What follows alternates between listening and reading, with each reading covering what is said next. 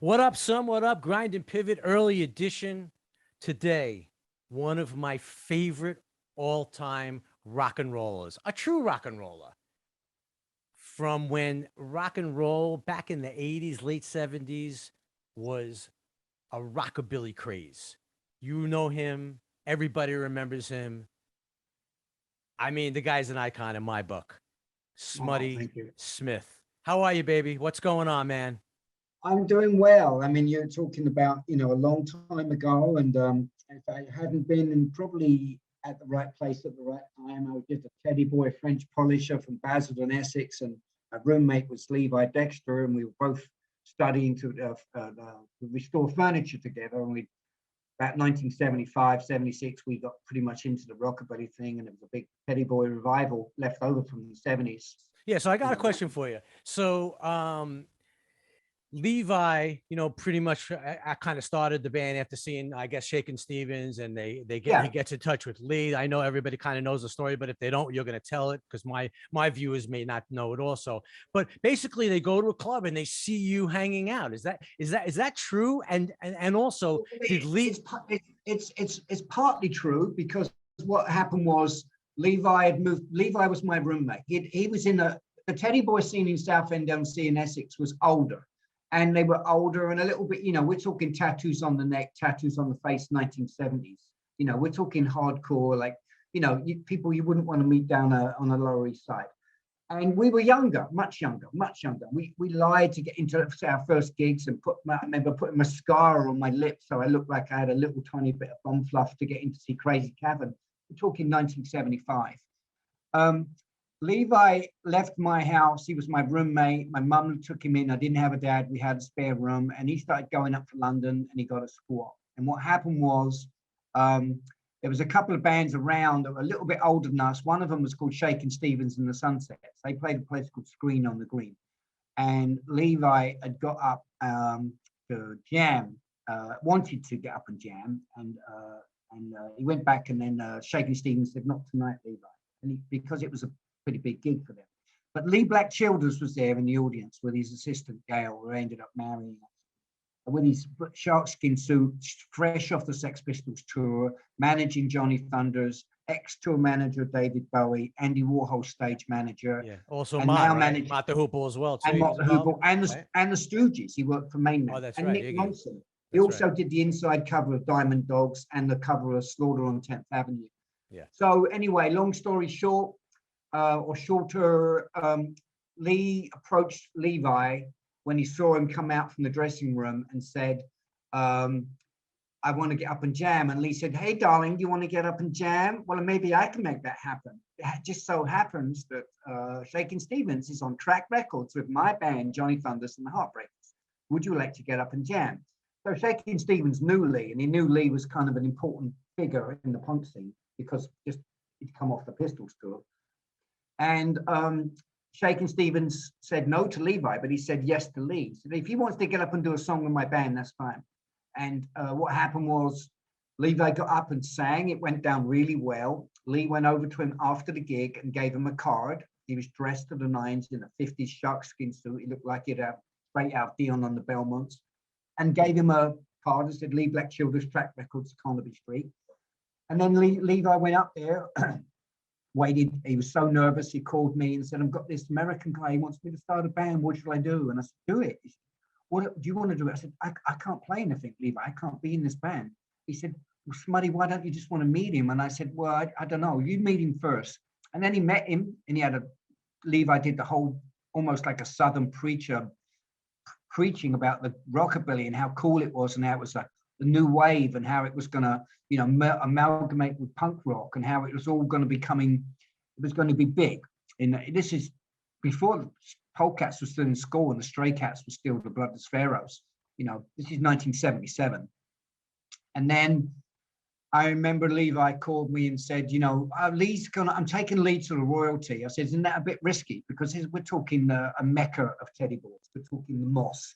We're talking drapes, creepers, sideburns, old Teds, flick knives, bicycle chains, hatchets, a real teddy boy hangout. And a lot of them left over actually from the 50s and the late 70s. So I went there, and I didn't see Lee and Levi, and I was bopping around on the dance floor, and I was a pretty good dancer at the time. I was pretty good at dancing, bopping this kind of rockabilly style. And then suddenly I see Levi, and then Levi said, "Come upstairs." I said, "Where's Lee?" He said, "He's up here." He said, "The weirdest thing just happened, Smutty." He said, "I was standing next to Lee, and he said, you know, because Lee knew I was there, because he told Lee that I was going to be there. And he said, 'Can you tell which one, any of them down there might be Smutty?'" And Lee just looked down on the dance floor like this. He said, "That's him." And Levi said, "Oh my God, I can't believe it. That's Smutty." So then, I went upstairs and then met with Lee, and he was real charming and real nice, real Southern gentleman. He had a soft Southern voice. And he said, "Darlings, we're putting this band together. We don't have a name. We don't have a drummer. We have a guitarist named Dibs Preston that I know from the clubs," because he'd met Dibs a year earlier, because Dibs was a bit of a soul boy. He wasn't into rockabilly, but he had a quiff. He was more sort of influenced by like the David Bowie, Roxy music scene, and he was hanging out in clubs just barely pre-punk. But he'd met Lee and Gail. So he said, "Come round and meet Dibs," and I went round there, and basically my mom said, "Well, you have a job. You can't leave your job, Steve." And I said, "Well, I met this American guy." She goes, "American guy? Oh, no. You can't go and be in a band with some American manager. It might take you away from me." My mom was very paranoid because I had no dad. And then, yeah, that's how it happened. I met Lee at the Royalty, and then about 2 weeks after that, he said, "I need you to quit your job." I said, "I can't. I don't have any money." He said, "Well, we have a big house." And so Lee was signed to Track Records. They had a 3-story Georgian house, which was like a brownstone East Village with the lofts and everything. And he said, "What do you want to play, bass or drums?" And I said, "I don't know." He said, "Well," I said, "What's the difference?" He said, "Well, bass, you're going to be up the front, but not in front of Levi, of course, because it's Levi. And if you play drums, you're going to be sitting in the back playing the drums, holding down the band." And I said, "Well, which one will get me more girls?" He said, "Well, probably bass." I said, "I'll take the bass." So I had this old motorcycle, and I bought, and then honestly, days later, Lee took me down Denmark Street, bought me a stand-up bass. And I remember he said, "I'm going to introduce you to Johnny Thunders and Heartbreakers." The bass player's name is Billy Raff. And he's going to give you a couple of lessons because you have a gig in 6 weeks. Right. Okay. So hang on a second. So hold on. Back up for a second. This is great. This is great. So bring us back. You know, I know you were into rock and roll early on, real rock and roll. We'll talk about that and who you were listening to. But let's go back to your roots for a second. Any formal musical training? Were you playing any instruments? And what was it Nothing. like? Nothing. Zero? Zero. I liked rock and roll. I did find out, my dad left when I was a little boy, but I did find out later on, as I got older, that my granddad, who I'd only met when I was very little, was a famous jazz drummer. And my dad's sister was a pop singer. So there was music in the family, but I didn't even know that. And so when I did pick up the bass, I went to Billy's. He said, "This is EADG." And I had this bass, but it wasn't even a full bass. It was a stick bass. We couldn't afford to buy a proper stand-up bass. And then he said, "You've got to slap it." And I didn't know how to slap. So I remember playing our first gig. So I had a drumstick, and I would play and hit it with the stick. Oh, okay. And I only learned like 2 songs before the first gig. It was at the Royal College of Art in November '77 with Steel Pulse. And they unplugged me for the others. And Lee, in between that time, we'd met Johnny Thunders and Joe Strummer and Billy Idol and Debbie Harry and a lot of punks. And we booked the gig, and I remember Johnny got up on stage at the gig and kind of saved it because it was only 2 notes I had to play in the song, which was Chuck Berry's "Round and Round," which was A, and that was the whole song. And I remember we got Johnny up, and we had punks, and it was early punk days, '77. And there was a few hippies, students, no Teds, no rockabillys. And then when Johnny came out, he kind of like pulled it all together, and we got an encore. We didn't even have a song for an encore. We only had 6 songs in our set. So that's how it started. And then after that, Lee just said, "I'll get you a proper thing." And then we got a drummer named Don Devereaux, and we got an English guitarist. We put an ad in. Lee had connections from the Heartbreakers. So very early on, even almost before gigs, we had articles in the New Musical Express and Melody Maker. And our next gig, he said, you're opening for Susie and the Banshees, Adam and the Ants, 1977 Boxing Day. And we just shit ourselves. We're like, our second gig is opening for Susie and the Banshees, sold out with Adam and the Ants. Adam and the Ants, Lee convinced the promoter to put them on before us, and he wanted us in the middle. And because Lee had the power of the Heartbreakers, the promoter said yes. So I invited a few of my Teddy Boy friends, Rockabillys, that basically wanted to kill punks at that time. And I remember going to the gig just being really nervous, and we played in between Adam and the Ants, and for the first couple of songs we got the glasses and bottles thrown at us, and I was dodging them with the bass, and my Teddy Boy friends were in the VIP bar, which was overlooking the stage. And I remember Phil Lynott and Lemmy was there, and then I remember turning around and seeing Johnny Rotten come upstairs with his bright red hair with his bodyguard, and my friends just said, Smutty, I'm sorry, Smutty, we're going to have it. We're going to have to do it. And I said to them, guys, this is my gig. Please don't spoil it by beating up Johnny Rotten at my first gig. And they're like, Smutty, we have to. He's Johnny Rotten. We have to. And I convinced them not to beat up Johnny Rotten. And at the end of the gig, by the end of the gig, a lot of cute little punk girls started to show up in the backstage and in the VIP lounge, and some of them started to relax and soften up a bit. And this went on for a few gigs, and then about a third or fourth gig, the bullshit down the King's Road that Malcolm and Vivian propagated, Teds and punks must all kill each other, even though they went to the same schools and grew up in the same council estates. It sort of amalgamated, and I can honestly say, looking back, that Levi and the Rockettes were the first neo-rockabilly band. And I know for a fact that I was the first rockabilly bass player to put electric pickups on a stand-up bass. Because in 1980, when I went out to see Brian Setzer, he knew the guy that invented the Ampeg baby bass. And so we put pickups on my stand-up, and then Levi and the Rockettes were born. We decided when the Heartbreakers album came out, Jerry Nolan left the band and didn't like the mixes in 78. So the record company pulled the cash flow from the Heartbreakers and Lee. And Lee said, we're losing the house, and Jerry Nolan has quit the Heartbreakers. We're going to America, but we can't take the whole band. We'll bring Dibs over when we get there. So we went to the United States. We slept on a floor. We got a rent-a-car. We drove to.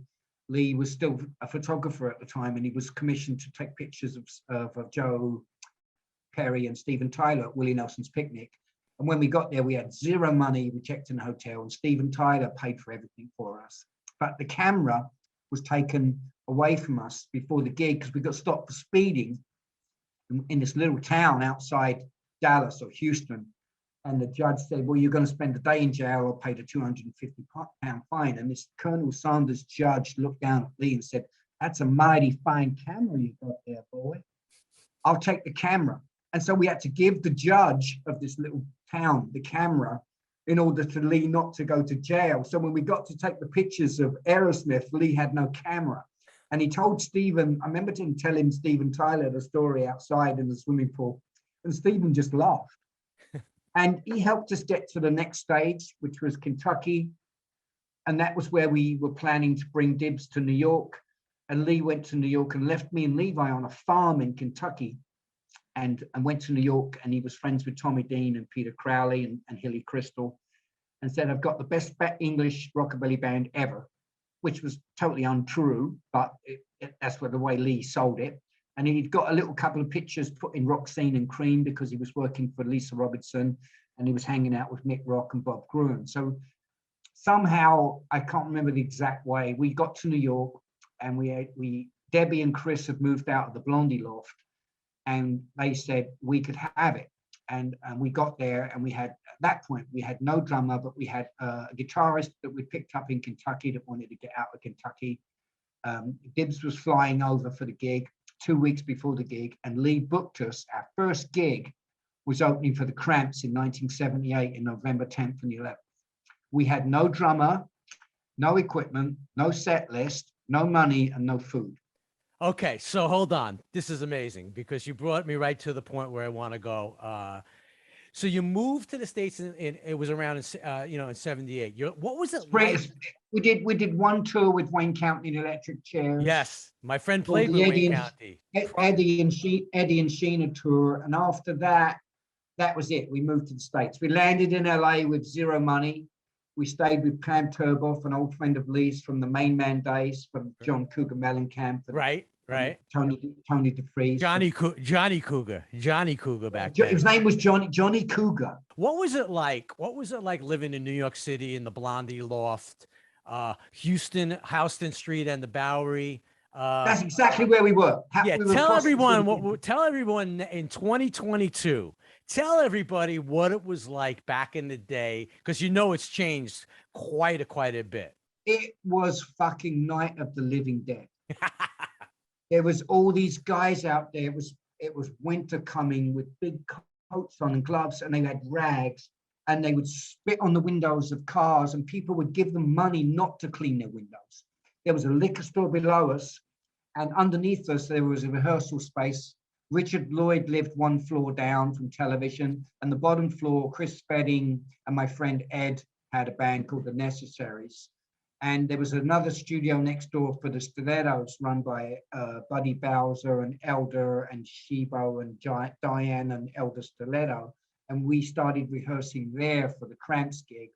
And very quickly, we were very embraced by the music community in New York City, probably because of Lee. And when we'd show up at gigs, it would be like Johnny would get up every gig. And, we knew Debbie. And 2 weeks after we landed in New York, we were invited to Andy Warhol's factory, and we were doing an interview on Andy's cable show. And then after that, we went, when right before we broke up, we went out to LA, and we were the first unsigned band to play the Merv Griffin show and the Midnight Special. And I remember we got to the Merv Griffin show, and they said, "Where's your tape?" And we said, "What do you mean?" And the producer came up and he said, "Merv, they don't have they're lip syncing. We don't play live on this show." And we said, "Well, we don't have a tape. We're a live band." And so we were the first, probably one of the first bands to play on Merv Griffin, actually play. And we had a few screaming girls.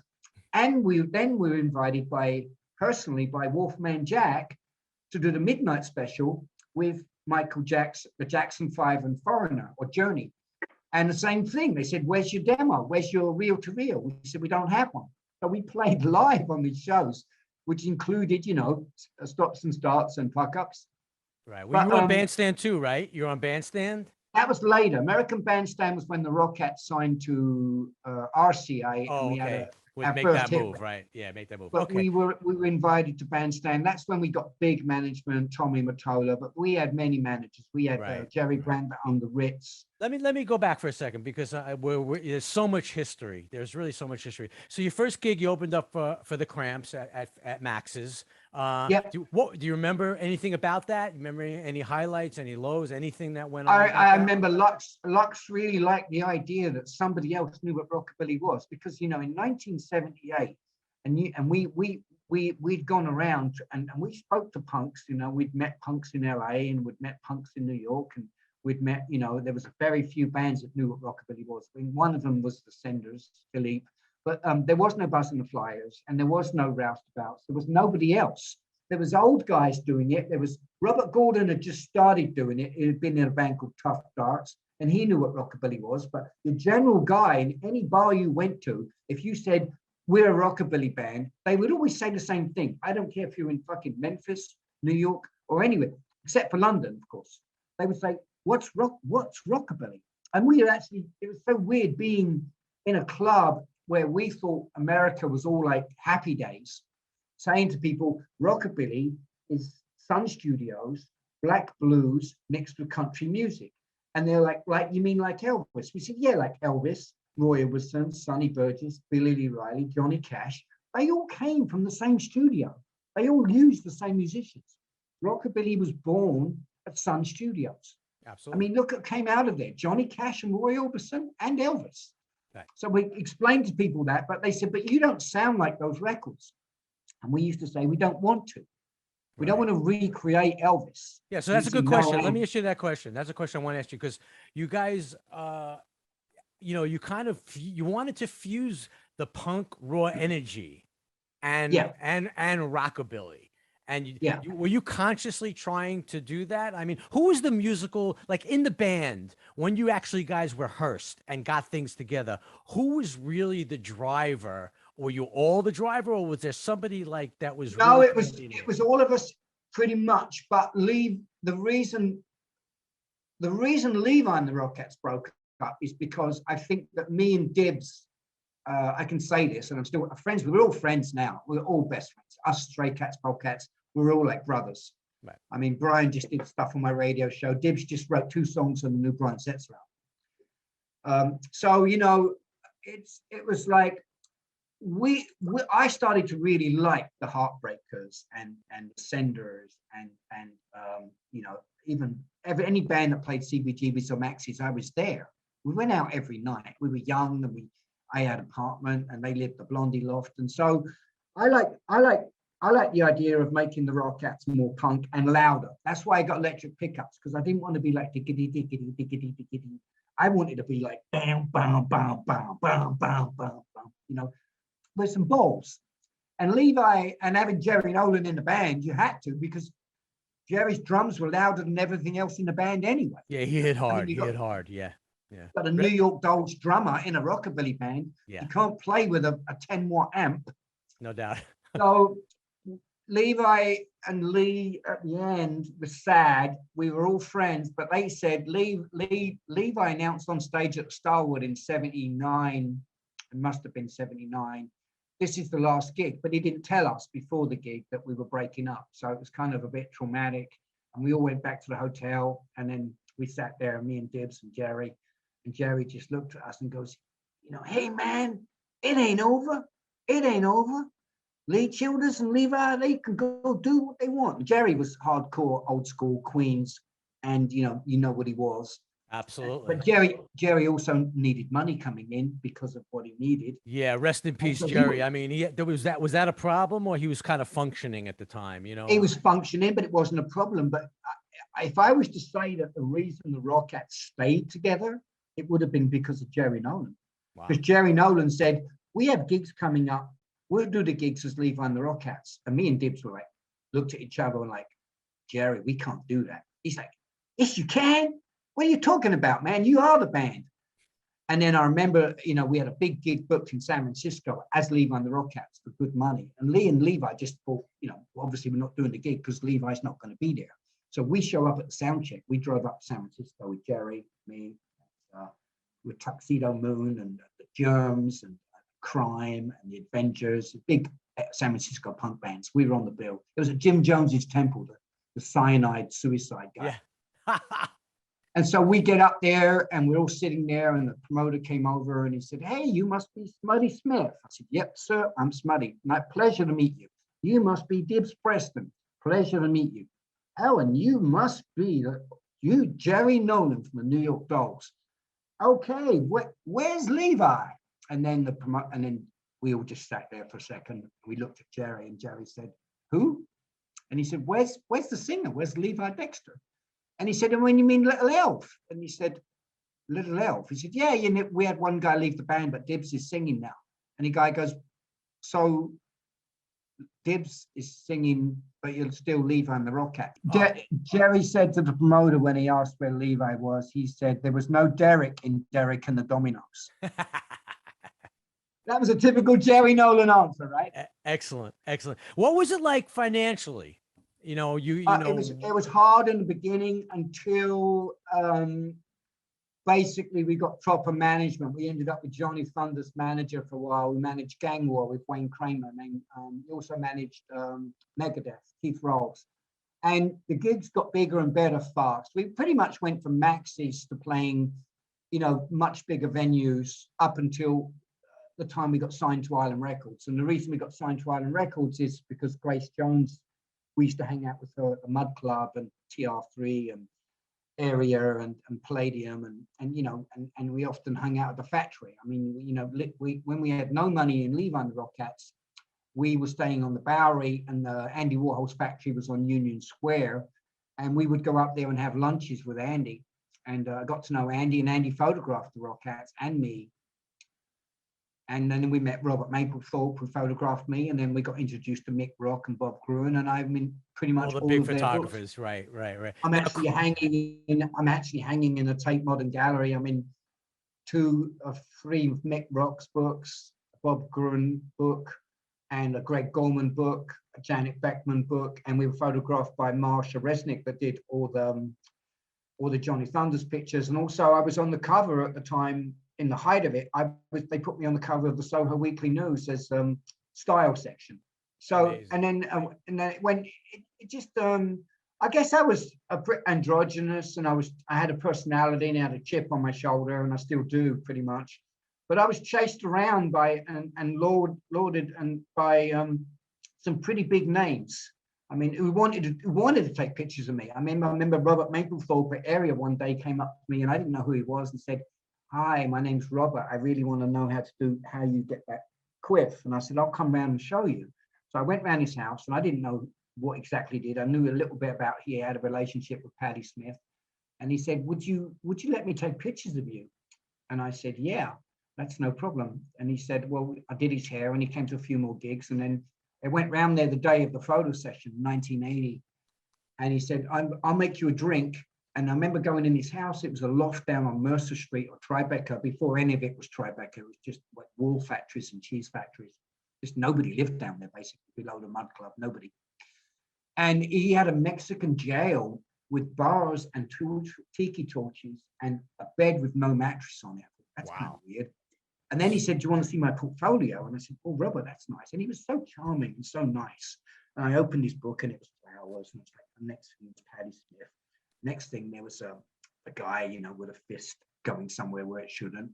And there was knives, and then there was bondage, and it was like, wow, man, what did I get myself into here? So when I went in, and I would, and if he told me to take the clothes off, I would have, because it wasn't pornography, it was art. And Robert said to me, I said to him when I got into the studio, I said, "Robert, do you want me to undress?" He said, No. I just want your tattoos, and I want you to sit on this chair, and I want you to do this. And that's what I did. And that picture is, hanging in the Tate Modern gallery. Do you ever have the urge to be creative and maybe record your own music or project? Well, I've got the producer and recording studio all in one for you. Conveniently located in Park Slope, Ian Lidovich and 333 Studios is a recording studio that comes with an accomplished musician, producer, and engineer all in one stop. Ian Lidovich will take your tracks from basic to final mix. Whether it's rock, hip-hop, jazz, or even easy listening, count on 333 Studios to get the results you've always dreamed of.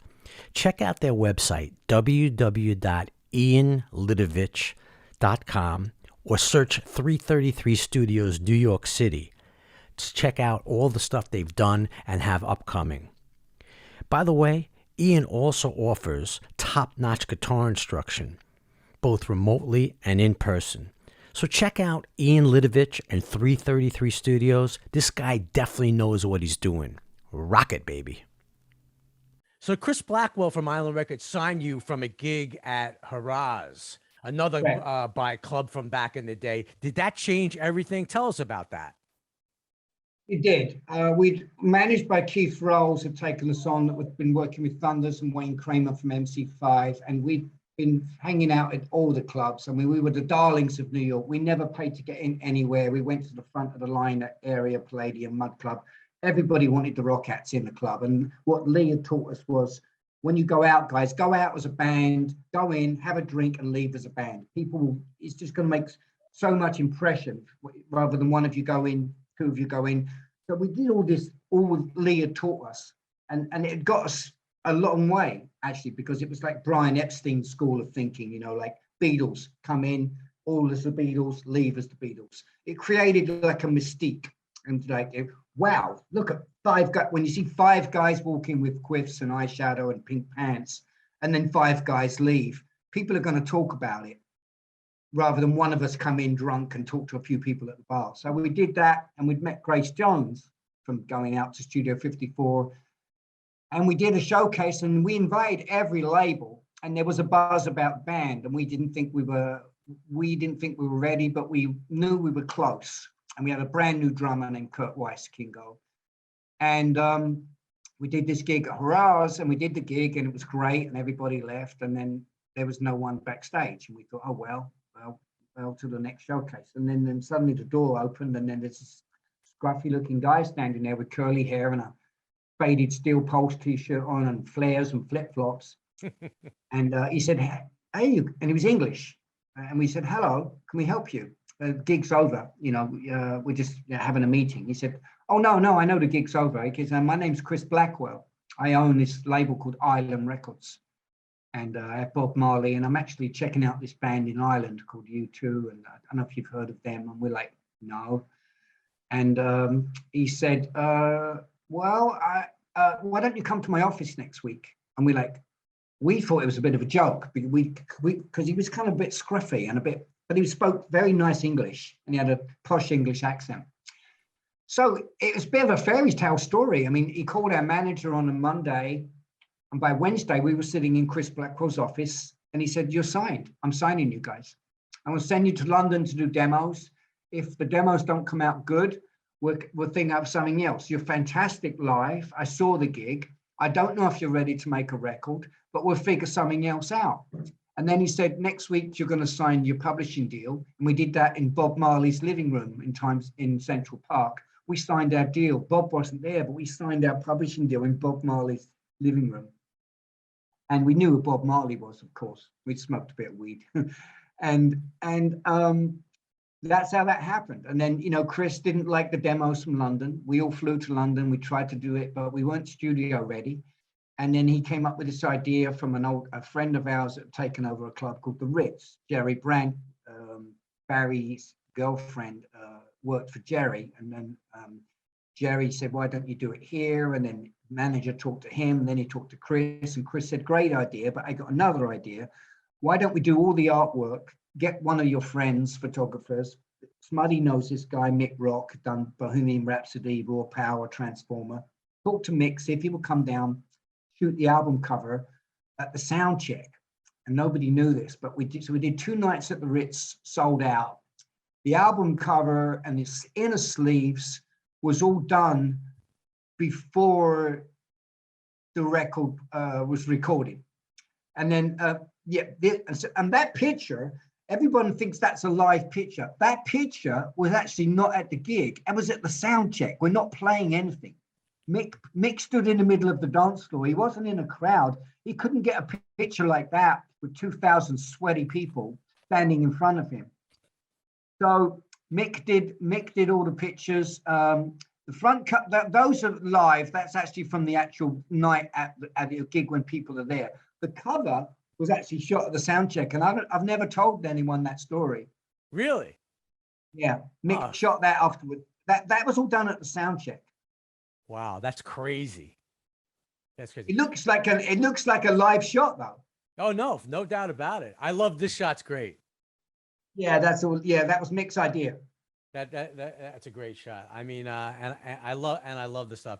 So whose idea was it to do the live album? Was it more of a marketing thing, or do you remember? It was. I think it was a cross between all of us, because he said, "You're a good live band. There's no doubt about that. You guys can play, and you sound good and look good." And Chris said that maybe he wanted to get something out because he knew that Chris wasn't stupid. He'd heard the Stray Cats were starting to shred it up in England, and the bands were coming out like the Polecats, and Robert Gordon got Richard Goddard to produce them. And he knew Rockabilly was next. He knew it. He was like Seymour Stein. These guys see things coming down the pipeline. Yeah, Sire Records. Yeah, absolutely. And so, the live record was a prelude to the RCA record. We only had one album with Island. Chris kind of lost a bit of interest. Then he put all of his efforts into U2, which became the biggest band ever in the whole world. And we jumped labels, and then we got bigger and bigger management. And we ended up with Tommy Mottola from Champion Entertainment. Someone from there came to see us because we were signed to Frontier Booking, which was Ian Copeland, and they had the Police. And I was dating Lee, Ian's assistant, and they had the Go-Go's and Iggy Pop and Joan Jett and Black Uhura, and we were signed to them. So things started to be big, and we started to do national tours with the Rockettes without Jerry, all sold out, you know, playing with bands like REM and Joan Jett and the Ramones, Talking Heads, Kiss, The Pretenders, David Bowie. I mean, you name it, we played with them. Tina Turner too, right? You played with Tina, right? Tina's Comeback, we were the opening band for Tina's Comeback at the Ritz. 3 nights sold out. Wow. And then we got invited by the Clash, because we'd known the Clash from London. We got invited by the Clash to do the Bonds Casino gigs. And they said, how many gigs do you want to do? And we said, well, guys, you know, I don't know. They said, we're doing an Orpheum in Boston, but we're doing this big Puerto Rican gay disco in Times Square because Joe didn't want to do Madison Square Garden and he wanted cheap tickets. And they said, well, we'll do 2 gigs. They said, do you want to do the matinees as well for the kids? And we said, yeah. So we did the Clash gigs at Times Square. Amazing. You at some point you went to Florida, right, to do the movie Where the Boys Are? Yeah, we were flown out to Florida, and I ended up. What was that like? What was that like? Well, we were treated like rock stars. We got a lot of money for it. Alan Carr produced it. I ended up hanging out and dating, kind of dating, but hanging out with the lead actress in it for a little bit, Lisa Hartman, and Lorna Luft was in it, and Rod Stewart's ex-wife. And then we had 3 days off, and I remember they had so much money. We weren't used to it. We all had a trailer each and a beautiful room at the hotel. And we got big money for it too. It went through management, of course, but we got paid. And they said, oh, you guys, we've got a week off. You can all go home. Where do you want to go? And I said, they all thought we lived in New York. I said, London. And they flew me to London and back just on my days off.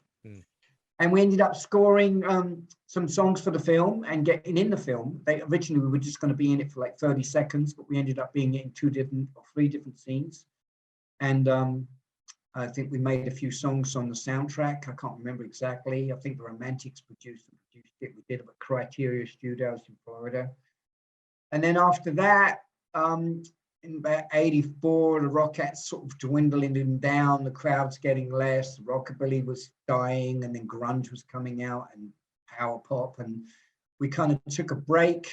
I went back to London and ran the Limelight Club. And then from there met Ronnie Wood, and then went to Miami and ran a club for Ronnie Wood for a while. First gig was Bo Diddley and Ronnie Wood, but I was pretty strung out with alcohol and just not doing good. Let's talk about that. What was the road? I mean, what was the road like? Did you enjoy the road? I know there was a ton. I mean, there are stories. Are there things you could say about? You know, you were young, you were a maniac running around. You were married at one time as well, too, to Gail, right? Yeah, of course. What was it like on the road? I mean, can you talk about a little bit about that? Yeah, I mean, it was mayhem. It was party every gig, and it was like, you know, we wouldn't even take our makeup off. I remember we being down deep south, like Baton Rouge or Shreveport, Louisiana, you know, still wearing a glitter shirt with yesterday's mascara, walking into a diner full of rednecks with cowboy hats on. Imagine that, 1980. Imagine that. Wow. Walking into a diner, they probably thought we just landed from another planet. I mean, we had makeup, and we hadn't even taken it off, so we had smudged makeup on. We probably looked more like the New York Dolls than the New York Dolls. Yeah. Did you get hassled? You get hassled down there? Were there... Sometimes, but most of the time not. We only got hassled once by skinheads in Orange County at a gig we did with a couple of bands like X, and had a bit of it was a skinhead band, Fear, or I can't remember, Black Flag. Some band we played with that were on the same bill. They were skinheads, and they wanted to kill us. I remember when we were driving out of the parking lot at the gig in Orange County, I think it was Levi and the Rockettes, the skinheads surrounded the van and they were rocking it.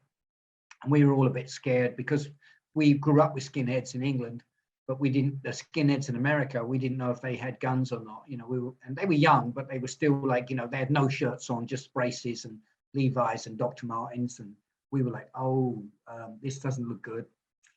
But most of the time we were embraced. We played with Purple Riders of Sage, and we played with some big Southern rock bands at some Southern car festivals. We opened for Kiss. We were rehearsing SIR right before Jerry left the band. And then I remember we were up on this little stage, and And then I remember the door opened and Gene Simmons came in. I think he was wearing a kimono, and it was dark. You couldn't see him. And it was a big room, and he was sitting on a couch, and we played an Eddie Cochran song, and then he was like, we heard like, and then we got up and we put our instruments down and we went over and we saw it was Gene Simmons, and he goes, "Pretty good, guys. I like a bit of Eddie Cochran." And we're like, and Jerry knew Gene Simmons and said, "Kiss are getting back together to do a gig. You want to play with us?" And we're like, "Yeah." We thought, "Yeah." And then we went home and we thought, "Oh shit, what did we just do? We're opening for Kiss at the Palladium." And sure enough, when we get to the Kiss gig, everyone looks like Kiss. They were called the Kiss Army. And I remember for the first 3 songs, you couldn't hear one single note of the Rockettes. You could just hear Kiss, Kiss, Kiss. I think it was like by the 4th song, it died down. And we got an encore, but we didn't do it. But I think, the thing that I was proud of most is that, that Levi and the Rockettes and my other band, the Javelinas, which came out later on, and we did a #1 song for Bruce Springsteen. We definitely made an impact. Maybe we didn't make it on the level of Guns N' Roses or even the Stray Cats, but anyone that really knows about the roots of neo rockabilly would have definitely heard of the Rockettes. Yeah, no doubt. Let's talk about that a little bit, about the Stray Cats, your relationship then and now.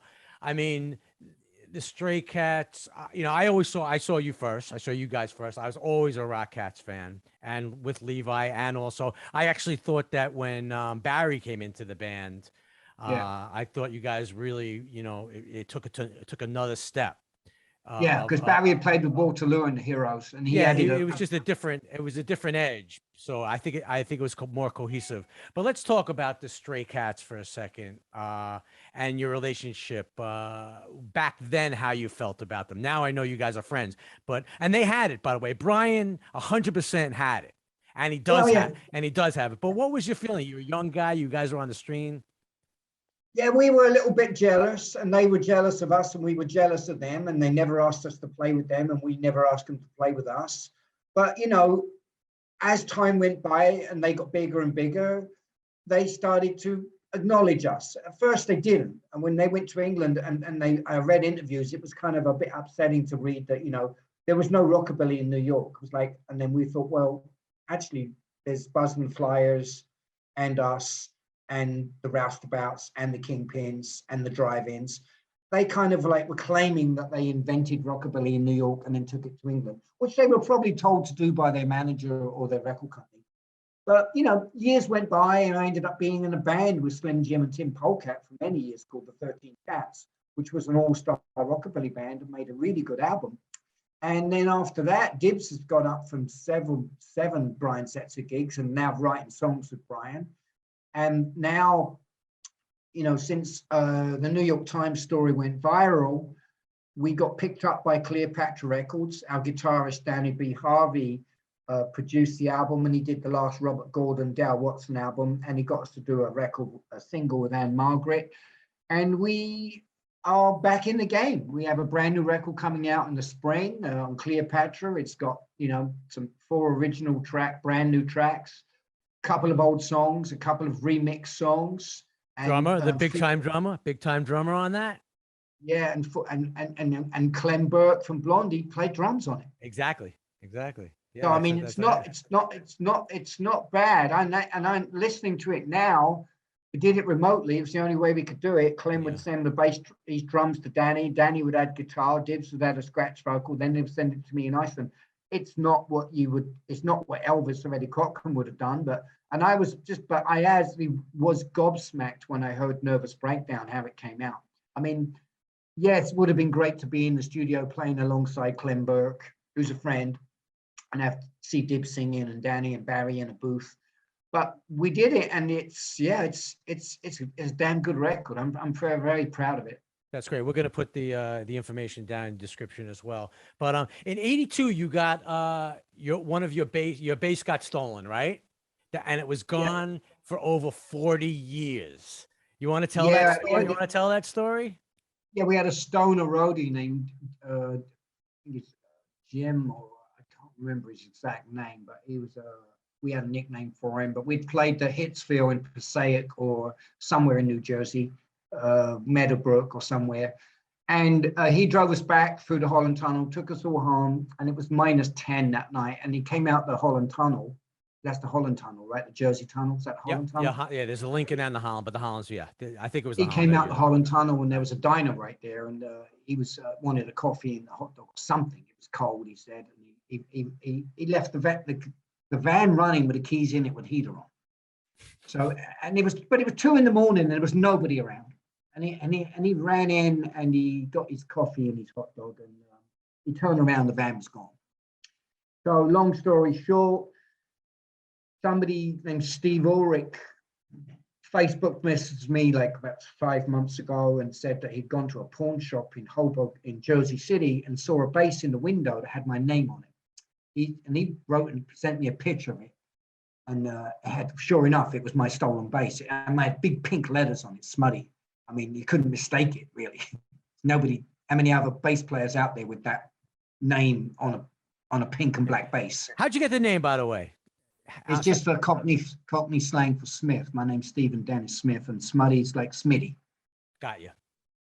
So anyway, so this guy, Steve Ulrich, sent me a message. I contacted the pawn shop. I didn't want to give my name at first, but then I said to him, he said, I want to know about this bass. He said, oh, the bass isn't for sale. And he said, who are you? And I said, Stephen Dennis Smith. He said, well, the bass isn't for sale. What can I help you with? I said, well, actually, what's your name? He said, Manny Vidal. And I own the shop and I've had the bass for 40 years. It's not for sale. I said, well, Manny, I hate to say this, but actually I'm Smutty Smith and that's my bass. And it was stolen in 1982 outside the Jersey Tunnel, a mile from where your pawn shop is. And I have the police report. And he said, oh, I was wondering when you might call. I did a little bit of research a few years ago. I said, well, I want it back. He said, well, I can't give it to you back. I said, well, it's my bass, man, and it was stolen from me, and it's bass from Live at the Ritz. It means a lot to me, he said. I've grown up with it. I wanted to play it. My daughter, it's been in my house for 20 years before the pawn shop. I said, well, I'll pay you some compensation. He said, I want $4,000.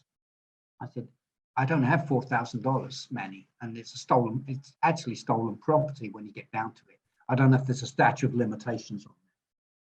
So we bargained, and he said 2,000, and then we got down to 1,000, and then Steve Ulrich told the story at a gig in a little bar, and later after I'd spoken to Manny, and there was a New York Times reporter there named Ellen Stopinski. And she said, she went backstage to him afterwards and said, that's a crazy story. Smutty Smith from the Rockettes bass shows up in Jersey City 39 years later. He told him the whole story. He told her his story. And then she called me. And then she said, the New York Times wants to do this. And I said, what do you mean do it? She said, this is like a film noir. You couldn't make this up.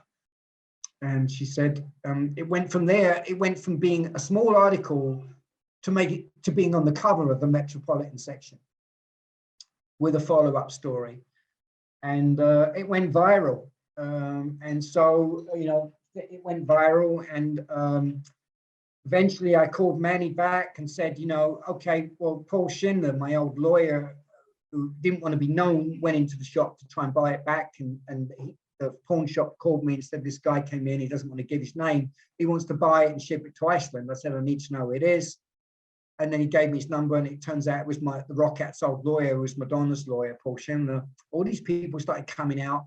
And then when the New York Times article came out online, there were 300 comments just going full on for Manny's throat.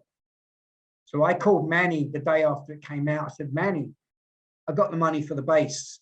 He said, I don't want any money. Come and get it now. Come and get the bass. Come and just send your guitarist over now, get the bass. And I said, what changed your mind? He said, I've been harassed, hassled. And I said, and I basically said to him, I said, well, Manny, to be honest, not your bass. You could have come out like Robin Hood in this, but you came out like the Sheriff of Nottingham. Just to switch gears for a second, the band went through a whole mess of changes, and then it eventually changed the name To Secret Secret Hearts. Hearts. Yeah. What was your feeling on that? Was that It sucked. Everything about it sucked. It was the end of the Rockettes. Mick Rock did the album. Tommy Mottola wasn't happy. Thought the Rockettes were too glued into rockabilly. He wanted us to be more like Hall and Oates or the Romantics. but you no, you weren't. There was no chance you could be. No, and he wanted, but Tommy Mottola said, "Look, there's no future in rockabilly. I'm going to get a Romantics producer to do it. Smutty, you can't play on it. We're going to get all session musicians. We're going to make a Hall and Oates version of the Rockettes." And Barry didn't play on it. Danny and Dibbs and Danny did most of the record. I think I might have played on one song, and that was the end. That was done. That was Rockettes done. And there was resentment and bitterness because Dibbs wanted to stick it out with Tommy, and there was no fighting or anything. It was just that Mottola just insisted this is how it was going to be, or we were going to be dropped. Yeah, it's amazing that how like, you know, the guys in the business who really have such strengths in certain things, and then they try these other things, and they're so way off. Well, Tommy Mottola was very powerful at that. Exactly. That's what I'm saying. Yeah, very. People were afraid of him. I mean, Yeah. he was like a rock and roll mafia, basically. What have you been doing the last 20 years? What have you been doing? Tell us what you've been doing. I know you're involved in radio. When did you living in Iceland? I moved to Iceland about 13 years ago. My mum got sick and went back to England. I had a nervous breakdown in 2016, and I was diagnosed bipolar, and it took me a couple of years to recover and get off the medications using mindfulness meditation and yoga and flight. Yeah, I was going to ask you about that. What's Smutty like, you know, as a person? I mean, do you struggle with some moods and things like that? Yeah, I'm bipolar. Yeah, of course. Right. I have my ups and downs. But, you know, I try to keep focused on my kids, my family. My daughter's 22, lives in LA. Music. I'm an avid fisherman, always have been, and I have good and bad days. But when I was on the bipolar meds, I was actually put into a mental institution for 2 months in Seattle in 2016, and then 2017 I was in a mental institution for a year. As an outpatient, I went 3 days a week, and I was suicidal, very suicidal, for a long time, and yeah, it was hard. Right, but you're now off meds, because I kind of I'm know off a little all, bit I'm about off all the that. meds. I'm You're off off all all the the meds, and what's a day? Give us a day in the life of Smutty Smith, you know, these days. Well, I get up and I try and write a bit of. I try. I mean, I was playing up until I got COVID, and practicing every day. So I'm focusing on the book, the Lee Black Children's Estate. I'm trying to get the radio show more worldwide. It's in Iceland, but it's broadcast through Facebook and Visa. So most of my fans are in the US, and I get people listening to it in Brazil and South Africa and Mexico. And when I'm online live, I'm chatting to about 300 people. Right. And then also that show, it just got picked up in England on Islington Radio. And I'm about to negotiate a deal with Shane McGowan and the Pogues, hopefully for Boogaloo Radio. I now have a manager, an agent, and I'm concentrating on trying to get the Lee Black Children's thing going. So, a pivotal moment in your life, what would you say the most pivotal moment in your life would be, if you could think about that? It would be meeting Lee Black Children's, and he made me. He created who I am today. Got you. He didn't. I had it in me, obviously, but for sure. Not meeting him, I wouldn't be where I'm sitting now. Yeah. Smutty Smith, guilty pleasure. Give me one or two guilty pleasures.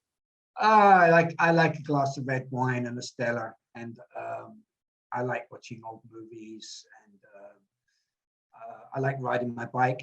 One of the things I like to do most days, I live across the street from an open air swimming pool, and they have a salt water tub and a steam and a hot tub, and I try and go over there like 3 days a week. I'm pretty chilled these days. Yeah, you look fantastic. You look great. You sound great. I mean, I could speak to you for hours because you have so many amazing stories. What's your take on social media and what's going on in the world in 2022? Well, the pandemic's put a big dent in it. I'm part of me is I use Facebook and my radio show as a platform to promote myself, and I don't want to quit the radio show, but I kind of like the ideas of my kids not being on games so much, because when we grew up, I mean, we spent a whole summer outside. If I was to be punished when I was 15, it was my mum said, you can't go out tonight. Right. And now when I say to my kids they can't go out, they don't care, because they don't ever go out. They just want to be on the computers. And times have changed since the 70s. We didn't have cell phones and laptops and Fortnite and Grand Theft Auto. And it's a different world. Recording's different. The record business is dead. I mean, Spotify doesn't pay their artists. I mean, people don't buy records. People don't buy vinyl. There are no more record shops. It's a whole different thing to how it was back in the day, where people went into record shops and collected records. Yeah. Are you listening to anything new? You listening to any new music? You digging anything new? Yeah, I mean, I try and keep up with some new stuff, but basically, no, I still prefer blues and rockabilly. I probably, I like everything up to about 1972. I mean, I do play some new stuff. I like some of the Amy Winehouse stuff, and of course, that's like soul. That's the soul. Yes, absolutely. I just like good music. I've never been a big fan of hip hop or rap, even though I did like the Beastie Boys, who were friends of mine, and Run DMC. But that's different to the rap and hip hop of the Tupac and the Snoop Dogg. When I'm talking rap, I like Grandmaster Flash and the early stuff. New record coming out on Cleopatra. Look for it. Smutty Smith. We're going to put all his contact stuff down below. One of my favorites. I can't tell you how much. Again, really, it's been appreciative. You can follow me on Instagram, and also the radio show page is called Smutty's Devil's Jukebox. And if you sign up for that, SmuttySmith.com is what people need to go to, because it has all the info of what I'm doing, links to the radio show, pictures, upcoming events. So the website, SmuttySmith.com, will soon have the record on it, Smutty t-shirts, Smutty pictures. I'm on Instagram. And yeah, and if people want to write to me directly, they can write to me on the website, and I respond. Fantastic. And when you come to New York, I'm gonna hook up with you. We'll meet down on Houston and the Bowery. We'll go out for a beer, no doubt. No doubt. You got it. Take care of yourself, brother. Peace. I really appreciate it. Feel good. Thank you.